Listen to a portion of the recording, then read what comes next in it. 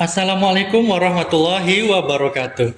Hai Sobat Chemistry, selamat datang di segmen Ngopi, Ngobrol Inspiratif.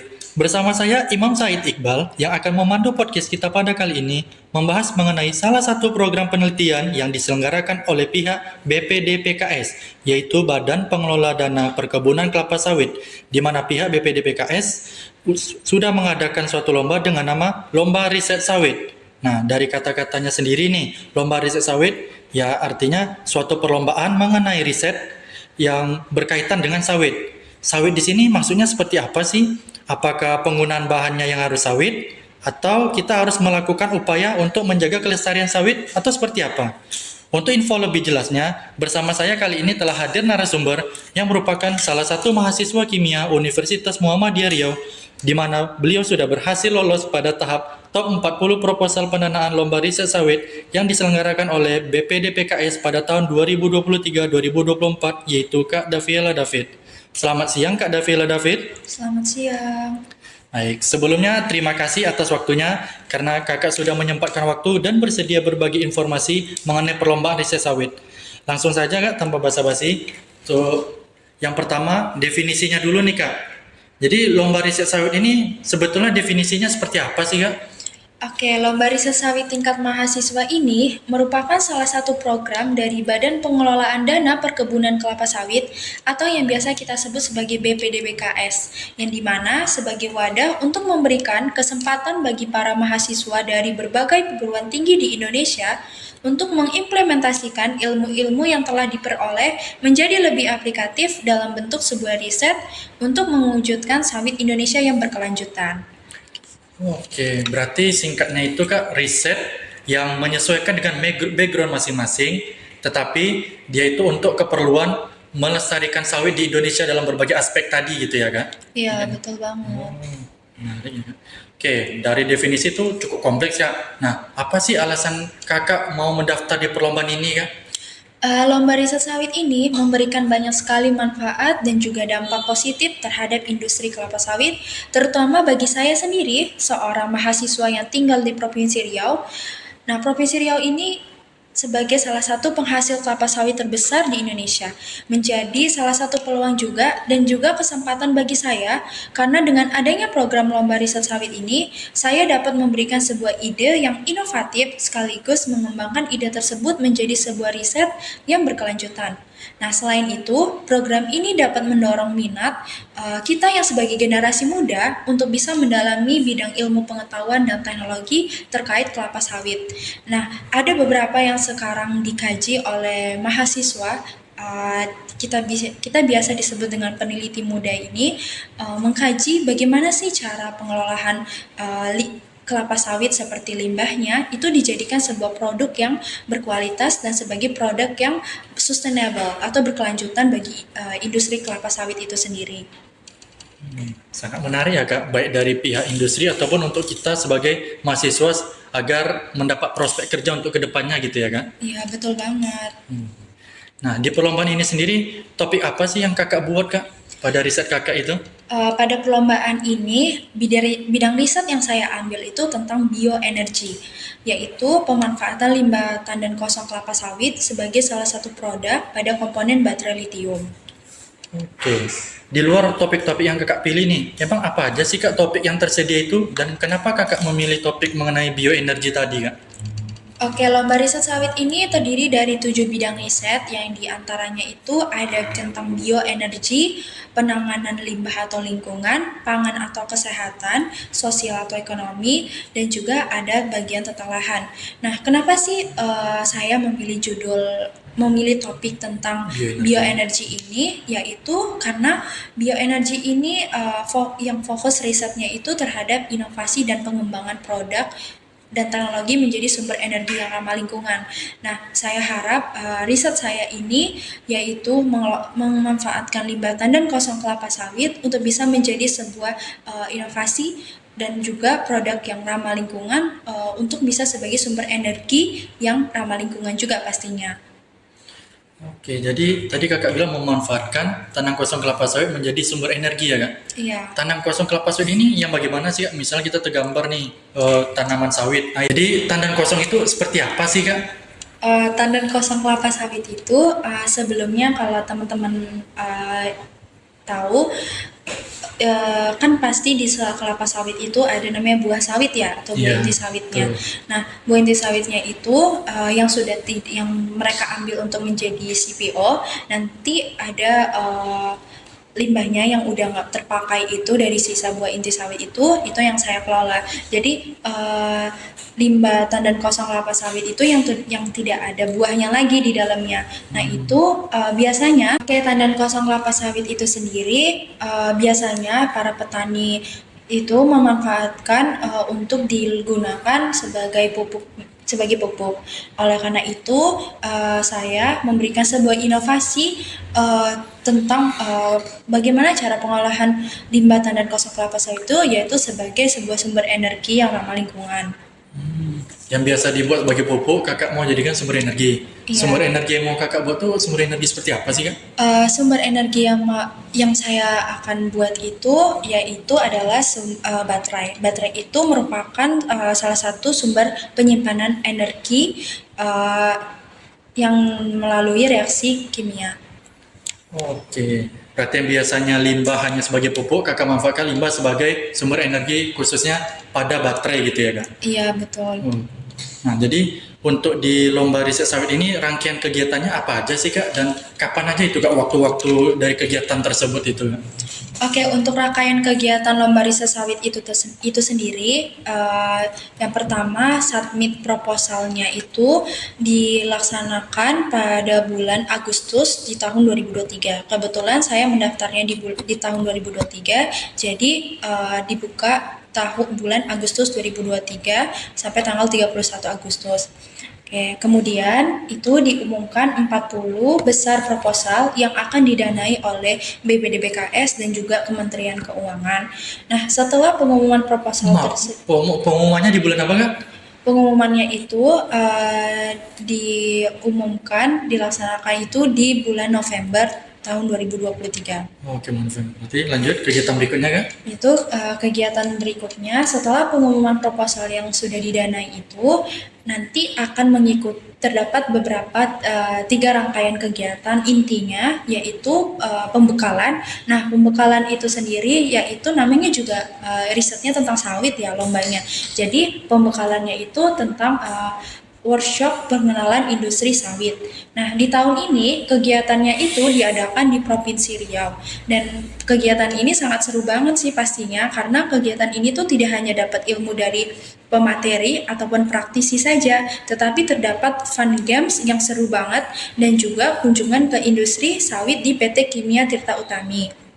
Nah, selanjutnya kegiatan berikutnya itu adalah monitoring dan evaluasi. Nah, monitoring dan evaluasi ini diadakan di Tangerang itu pada bulan Juni 2024. Kegiatan ini mempresentasikan hasil laporan kemajuan riset kita di hadapan para tim penilai yang reviewernya ini ahli menguasai di bidangnya masing-masing. Dan terakhir yaitu adalah final lomba riset sawit 10 besar dengan progres penelitiannya itu sudah harus mencapai 100% dan kemudian nanti akan ditandingkan kembali untuk bisa mendapatkan juara 3 besar.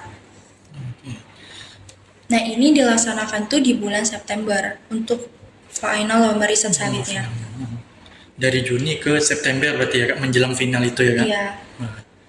Jadi setelah kakak menjalankan berbagai kegiatan di perlombaan ini, apa aja sih kak menurut kakak ciri khas dari lomba riset sawit ini? Ciri khas dari lomba riset sawit ini yang pasti berbeda dengan lomba riset yang lainnya karena ini diselenggarakan oleh BPDBKS dan juga Kementerian Keuangan. Nah, kemudian di rangkaian kegiatannya itu sendiri berbeda juga dari lomba riset yang lainnya karena lomba ini terdapat pembekalan dulu nih. Pembekalannya itu tentang ilmu dan juga pengenalan industri sawit. Nah, pengenalan industri sawit ini kita ngapain aja? Yaitu kita diberikan sebuah ilmu pengetahuan tentang dan juga pemaparan materi dari praktisi dan juga profesor-profesor di ahli bidangnya tentang bagaimana cara pengolahan dan juga proses proses penggunaan limbah kelapa sawit itu menjadi sebuah produk yang berkualitas dan sustainable. Dan juga dari kegiatan riset ini kita juga melakukan kunjungan industri kelapa sawit di PT Kimia Tirta Utami di Kabupaten Siak, yaitu kita banyak sekali pembelajaran ya pastinya, karena di situ kita diberikan ilmu pengetahuan tentang bagaimana sih sistem manajemen sebuah laboratorium di lab pengolahan ataupun pengujian. Dan juga kita juga dikenalkan nih dan juga dilihatkan bagaimana sih alat-alat instrumen yang mereka pakai. Dan terakhir pasti ada have fun-nya juga. Have fun-nya itu dari namanya Fun Games Sawit itu sendiri dari panitianya. Tuh. Selain itu juga tim penilai atau reviewernya itu seorang praktisi atau profesor yang menguasai tentang 7 bidang riset itu. Oke, dari sudah banyak kegiatan yang kakak jalani dan kakak sudah merasakan juga perbedaan lomba ini dibanding lomba yang lainnya. Nah, apa aja sih suka dan duka yang kakak rasakan selama mengikuti perlombaan ini, Kak? Oke, untuk Mungkin sukanya dulu, Kak? dukala dulu Oh kali ya, ya. minus dulu. Oke, untuk dukanya itu sendiri pasti ada sebuah struggle lah ya. Struggle-nya itu sendiri tuh banyak, sepertinya dari pemesanan bahan yang harganya tuh lumayan mahal juga. Jadi saya dan tim itu harus berpikir bagaimana sih cara mengakumulasikan biaya tersebut menjadi cukup untuk pembelian bahan hingga untuk pengujian nanti. Nah, selain itu juga pastinya di dalam sebuah riset pasti juga ada nggak sih namanya try error-nya. Nah, try error-nya itu seperti kita melakukan berbagai percobaan. Dalam penelitian itu kadang tidak sesuai apa yang kita harapkan saat dilakukan pengujian. Jadi di dalam sebuah riset ini kita harus berpikir bagaimana menemukan suatu formula atau prosedur agar hasilnya itu optimal, dan juga kita harus siap untuk menghadapi segala try error tersebut. Tetapi selain itu saya sangat bersyukur sekali karena dengan adanya program riset ini saya dan tim juga mendapatkan banyak ilmu pembelajaran secara langsung tentang industri kelapa sawit dari hulu hingga hilir.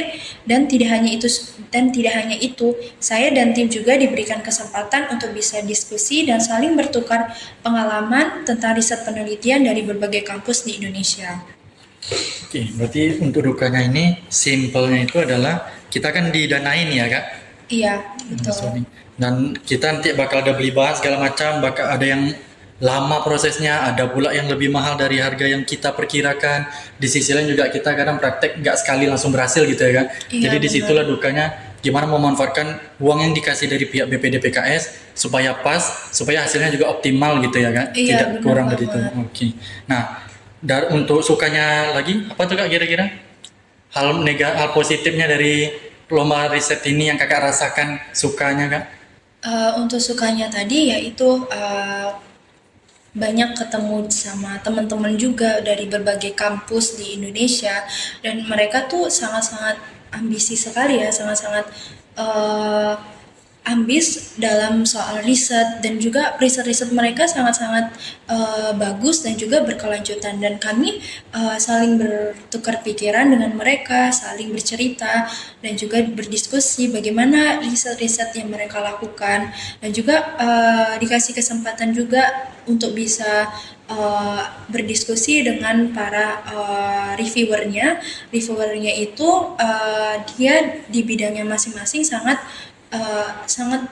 open banget gitu, open minded, dan juga sangat terbuka dan memberikan masukan dan saran juga kepada kami yang melakukan sebuah riset ini. Jadi dari rangkaian kegiatan yang udah kakak jelasin tadi, ada kakak bilang fun game, ada juga penyampai laporan, pengenalan, dan itu yang kakak bilang dilakukan secara offline di luar kota gitu ya, Kak? Iya. Nah, pada saat kita pergi ke luar kota itu, Kak, itu untuk biayanya gimana, Kak? Apakah biaya yang dikasih tadi dipakai juga untuk itu, atau biayanya ditanggung di luar itu, atau gimana tuh, Kak? Lomba riset sawit ini terdiri dari berbagai rangkaian tadi kan, ada 3 kegiatan rangkaian tersebut. Nah, dari 3 rangkaian kegiatan tersebut, kita pergi ke keluar kota di Pulau Jawa itu ditanggung oleh BPDBKS dan juga Kementerian Keuangan.